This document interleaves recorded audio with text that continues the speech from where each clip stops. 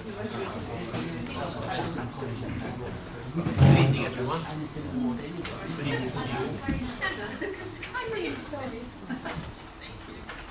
Good evening, everyone. We're here for the cabinet meeting of tonight. I think it's working now. Any apologies for absence? Thank you. Any declarations of pecuniary interests? Thank you. We're on to item 3, the minutes of our meeting of the 25th of June. Are those agreed? Thank you. We come on to item 4, provided we do not refer to the exemptor contract item, we can do away with item 8 and 9. So is that agreed? Agreed. Thank you. We're on item 4, Cricket Green School expansion. Councillor Caroline Cooper-Marbert. Thank you, Chair. This report is asking Cabinet to award the contract for the school expansion construction works for Cricket Green School. The expansion works will consist of a brand new 2-story block and some alterations to the existing building. It will replace an old mobile unit which currently has 3 classrooms. We will have a design that will make best use of the external space, linking the buildings in a way that will allow children to move safely around the grounds.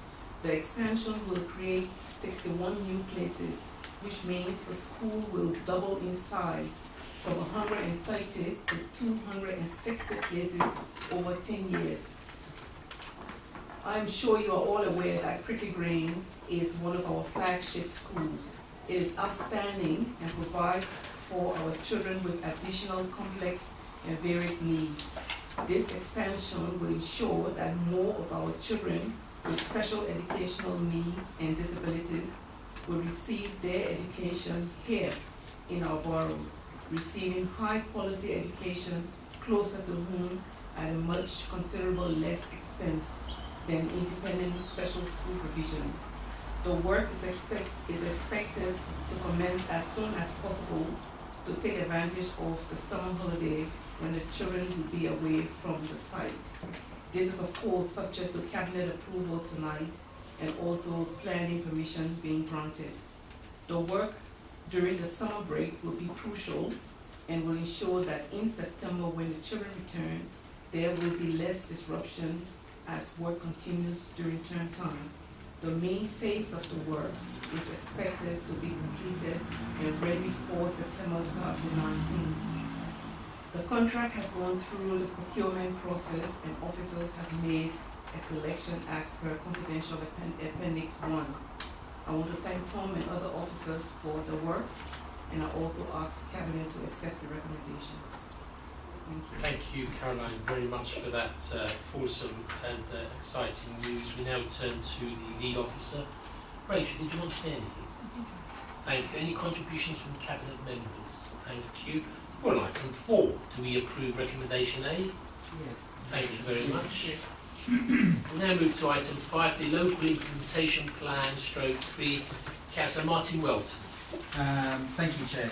This report sets out the primary objective of the Mayor's Transport Strategy that Council is legally required to deliver as part of the next local implementation plan, together with a broad outline of key milestones and approval processes. It is also the principal funding mechanism for transport and public realm interventions in the borough.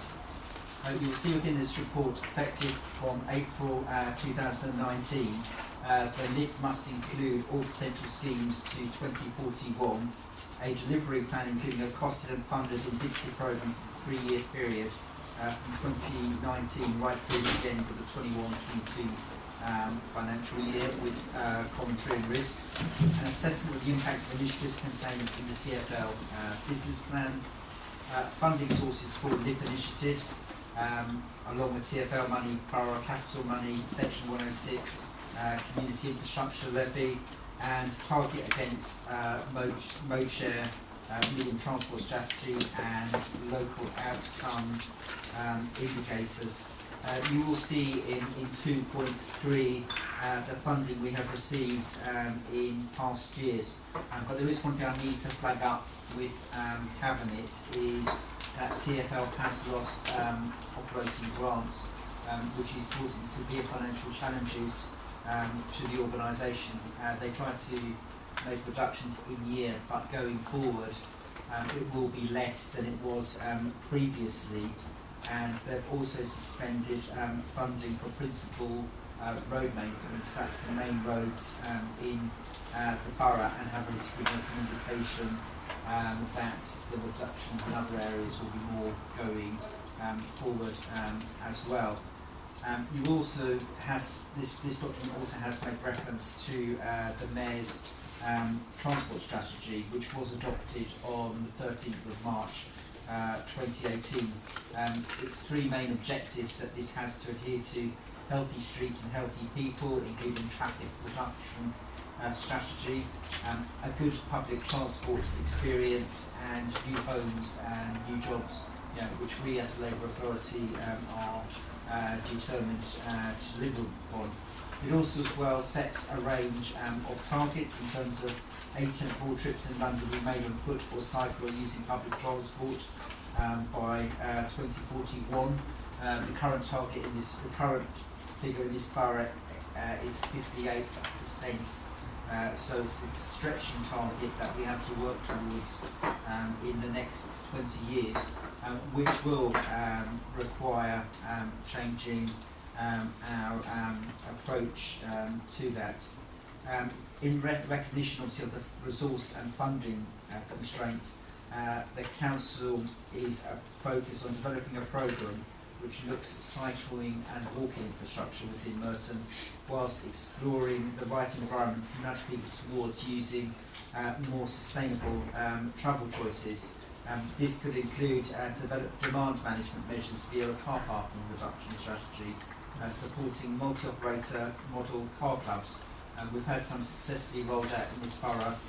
Clearly we want to see more of them coming forward as we go forward, and we've seen in terms of the designation of spaces. Facilitating the trial and rollout of dockless cycle hire schemes. We do want to have a cycle hire scheme in this borough. Many boroughs are now going down that line. This is something I do want to see within Merton over the next few years, and with redesigning streets to shift priority to active modes and public transport, support for bus priority measures, and also to develop livable neighbourhood schemes, which used to be called major schemes. So you will see within this document a series of targets, a series of objectives. Our draft list has with TfL outcomes by the start of November. TfL will give its response in December, final draft by next February, and then it has to have mayoral approval in March 2019. I'll take any questions from members of the Cabinet. Thank you. Thank you. Any contributions from our legal officer, James McGinn? Nothing to add. Okay, thank you. Any questions from Cabinet members? Thank you very much, and thank you for that fulsome report, Councillor Welton. We're on item 5, Local Implementation Plan 3, recommendations A to D. Are they agreed? Agreed. Thank you very much. We move on to item 6, Annual Public Health Report 2018. Councillor Toby Byes. Thank you, Chair. So this is the, as you say, the annual public health report by the Director of Public Health.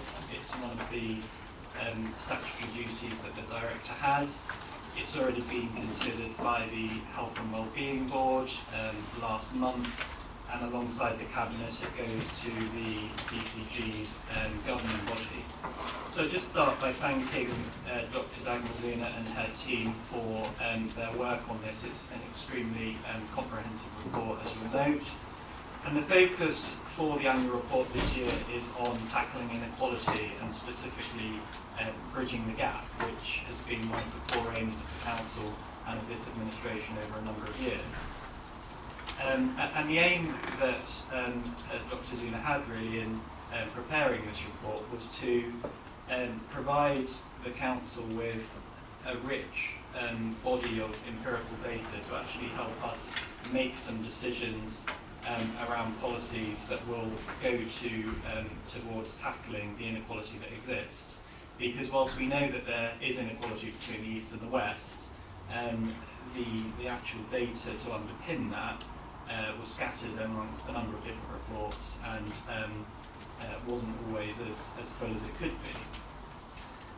The report will be used to help develop some of the forthcoming strategies. So the health and wellbeing strategy is currently being refreshed, and the report will provide a good body of evidence to do that. I'll just pick out a few bits from the cover paper, so from para 6 onwards. One of the challenges that Dr. Zuna and the public health team had was actually in collating the data, because it's a bit of a mixed bag. Some of it is national, some of it is local, a lot of it is over different periods of time. So to actually get a comprehensive view of inequality was more challenging, I think, than first expected. Para 7 just outlines the national indicators that Public Health England suggests when looking at inequalities. That's emergency hospital admissions, childhood obesity, and hospital stays for alcohol-related harm. And Para 9 provides a short summary of some of the results from the analysis. So against some indicators, we've seen a reduction in the inequality that exists, but against others we haven't. And I think that the point made at the end of that paragraph that the inequalities are very much intransigent and very difficult to address is something that we should keep in mind. Para 10 talks about them being persistent, complex, and difficult to shift. The report makes some recommendations both around tackling inequalities, which is summarised at paras 11 and 12 there. I particularly mention the approach towards the whole life course, making sure we look at our children's services as well as our adult services, and looking at population-wide approaches rather than individual approaches. And the report also makes some recommendations around monitoring inequality over time, because it has proven difficult to collate this data. So what the public health team is suggesting a standard set of methodology which will help us measure our policies and the impact they're having on inequality. But I think it is important to recognise that they are incredibly difficult to shift. There are a number of factors which the report goes into, lots of which are outside of the Council's control, all that will go towards creating that inequality. So we do need to be realistic around the policies that we can implement and what impact they're likely to have. I just end again by thanking Dagmar and the team for all their work on this. I think it's an incredibly useful report, and I would commend it to colleagues. Thank you, Councillor Bryson. Thank you for that fulsome report. I know Dagmar isn't here, but Hannah Doody, did you want to add anything? Thank you very much. Any Cabinet Member contributions? Councillor Edith McCauley. I think one of the good things about this report is that the JCC were very pleased that the overview and scrutiny did a task group which reported to the JCC in terms of the East Asian community with diabetes. And Councillor Julie Lewis-Lavender, who is no longer with us, gave us a favourable report in terms of what action has been taken and bridging the gap in terms of people living in the Mitcham area, and we're very pleased with the outcome, and we hope that this will be continued to be monitored from time to time. Thank you. Any other Cabinet contributors? Thank you. We're on item 6, I believe. That's Annual Health Report 2018. Is the recommendation A agreed? Thank you. We move on to item 7, Financial Report 2018-19, referencing May 2018. Councillor Mark Allison. Thank you, Leader. I'd like to start by thanking all of the staff and officers at the Council for their effort that goes into maintaining the financial discipline that we do. The financial reports that we produce every month help us to have an understanding in relatively real time as to what's happening to the demand on our services and where it's going and what that means for the budgets, not only this year but in the future years and through the planning year. And so the work that all of the staff and the council do to make sure that that's up to date and accurate is very helpful to us, and we appreciate the work that they put into it. There's quite a lot of things to approve in this report, including a number of recommendations for reprofiling and some changes to capital programme, for things like an extra £149,000 for the Hawker Theatre, and also funding for Ravensbury Park open space and the Wandle project. And so it's important to just make sure that those recommendations are approved. The context for the report, it's a bit like a broken record in many ways. Since 2010, there's been a big pressure on local authorities. Austerity has had a very major impact on services that councils like ours provide. And so we need to look at this report in the context of the added pressures on local authorities, both in terms of the increased demands for our services, an ageing population, that can be ill or have needs or disabilities that in the past they may not have survived. And so those are good things, but they do mean that there's added pressures on local authorities. And as well as that, there is also the pressure that's being put on us by council funding being regularly, councils regularly being under-resourced by national government and expecting us to make savings that really they ought to be funding, and they ought to be filling those gaps by ensuring that there's economic growth and by ensuring that we're not wasting time, energy, money and bandwidth of government on things like Brexit. In particular, in this report that we have tonight, we need to be very mindful of the pressures on children's services. This is something that's been common, I think, for lots of other local authorities, and we've really reached out to the government to say to them, look, this is an area where we need to take some concerted action because local authorities are struggling. And that is the case with us. We're projecting at this stage of the year that we could be overspent by £3.6 million based on the demands on our services. And I should stress that that is after we've put in an extra £500,000 into that particular budget, as indeed we've got an extra £1 million into the budget for more than that. £9 million into other social care colleges, if I like to play.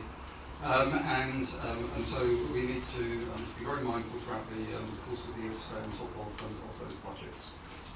I'm very happy with the report. Very early in the year, gives us a lot of chance to react and to see the building picture over the course of the year.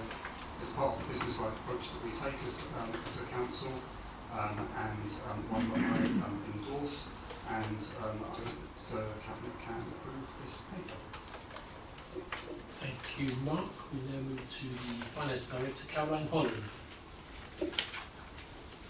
Thank you, Chair. I'd just like to draw your attention to page 147, which has for the first time the delivery and progress of savings for 2017-18. So that has the outturn, the shortfall there, but also because of the adjustments and substitutions of savings that we put through the budget, the projected shortfall for 18-19 is significantly reduced to 643,000, and there's still plans to reduce that further in 2019-20. This becomes, I think, particularly relevant in light of what's happened at Northants and the value for money conclusions that the external auditors will be drawn across the country on local authorities' ability to deliver against their savings. So the fact that we are tracking previous savings that have not been made helps towards making sure that we are alight and aware of our budget situation and the decisions that need to be made in light of the overall budget shortfall going forward. Thank you very much, and thank you for that reference to Conservative-run NorthAnts Council, which has gone bust. Thank you. Any contributions from the Cabinet? Thank you. We're on recommendations A to H. Delighted with the extra money for Ravensbury Park in my ward. Financial report 2018-19, recommendations A to H, and they agreed. Agreed. Thank you very much. We do not go to item 8, we do not exclude the public wherever possible in our meetings, therefore we're on item 9. Do we agree item 9, cricket school expansion and the reference to the contract? Is that agreed? Thank you, that concludes our meeting. Thank you very much.